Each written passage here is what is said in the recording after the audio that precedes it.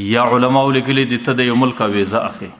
د مسلمانانو ملک دی لکه د دې ځایه ته یا سعودیه ته ځې یا ترکیې ته ځې بل ملک ته ځې یا د کافرانو ملک دی لکه د دې ځایه ته امریکې ته ځې ته هندوستان ته ځې بل ځای ته ځې چې کله دې د هغې ملک ویزه واخیستله ویزه دا عملا معاهده ده د هغې ملک د دې حاکمانو سره تا عملا معاهده وکړه چې څومره شپې زما ستا په ملک کې دي زه به ستا د قانون مطابقت کوم خو ما درته ویل دا یو شرط زه بار بار راګرځوم چې په دې شرط چې د هغې قانون په مطابقت کې به د الله تعالی د دین مخالفت نه وي د هغې قانون په مطابقت کې به د انسان د ګناه سره نه مخامخ کیږي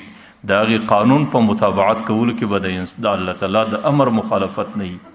نو بیا دا یو عملی معاهده ده د دې عملی معاهدې په خاطر باندې سړی د هغه ځای د قوانینو پابند دی یا مثلا دا خو اسانه خبرې دي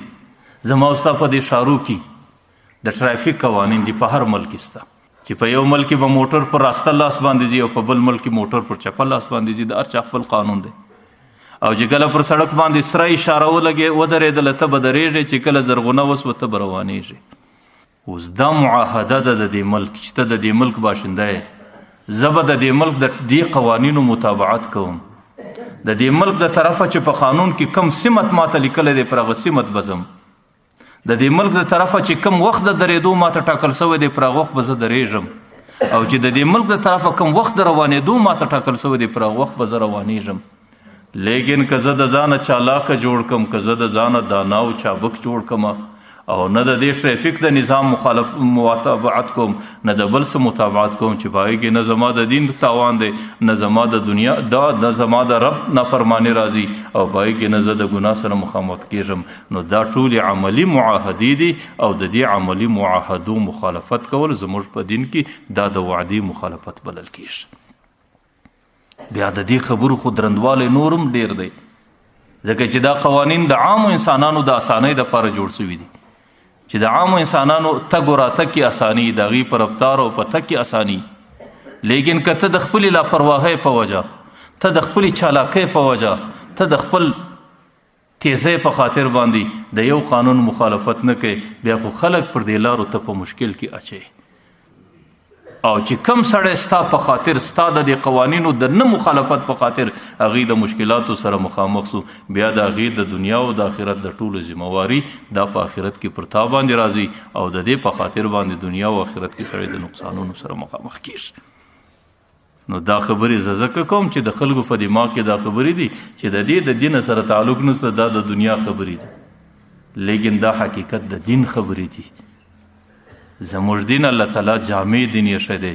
ما مخکې درته ویل چې کم څوک دا وایي چې د دې دین صرف د لمانځه او د روژې سره تعلق دی دا د هغې خپله غلط فهمي ده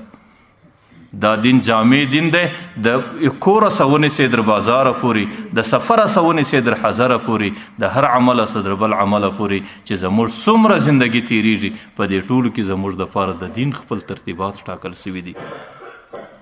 نو زموږ زندگی په دې دین باندې تیریدل هغه د دین په ټولو احکامو باندې عمل کول دي ځکه قرآن وایي ادخلوا فی السلم کافه په اسلام کې په مکمله طریقه ننوتل عبادات د اسلام کول عقاید د اسلام کول معاشرت او ښه ژوند د اسلام کول اخلاق د اسلام کول او معاملات د اسلام کول چې دا ټولې خبرې د سړي پر اسلام باندې برابرې سي نو بیا هغه سړی په کامله طریقه په اسلام کې داخل بلل کیږي هغه سړی په کامله طریقه د اسلام پر احکام روان بلل کیږي نو ځکه تیره جمعه کې ما حدیث ویلی چې پیغمبر علیه الصلاة والسلام وایي چې د منافق خصلتونه درې دي اول خصلت د منافق دا دی چې هغې په خبرو کې درواغ وایي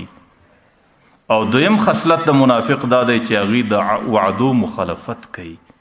او وعدې زباني وعدې د چا سره وکړي د هغې رعایت نه کوي یا عملي وعدې د هغې څه وسي بیا د هغې رعایت نه کوي نو دا د منافق علامې دي او درېیمه علامه چونکې امانت کې مخالفت دی او وخت مختصری د هغې متعلق به را روانه جمعه کې خبره کوو الله تعالی دې زموږ او ستاسو دا ټول ترتیبونه قبول وګرځوي واخر دعوانا